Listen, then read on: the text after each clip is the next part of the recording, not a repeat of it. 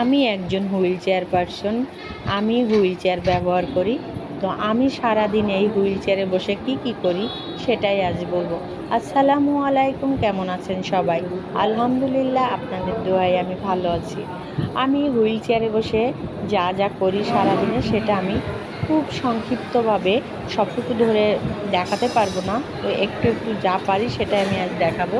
আমি যে অফিসে চাকরি করি সেই অফিসের কয়েকটা ব্রাঞ্চ আছে। তো তার ভিতরে একটা অন্য একটা সেন্টারে আমি গিয়েছিলাম সেখানে।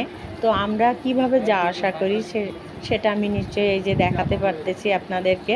আমাদের জন্য স্পেশাল একটা গাড়ির ব্যবস্থা করা আছে, যেখানে খুব সহজে ওঠানামা করা যায় হুইল চেয়ার সহ। তারপরে সারাদিন আমার আরও কিছু কাজ থাকে অফিসে। তো আমার কাজটা হলো সবসময় এক জায়গায় বসে না, আমার বিভিন্ন ডিপার্টমেন্টে ঘুরে কাজ করতে হয়। আর সারাদিন যখন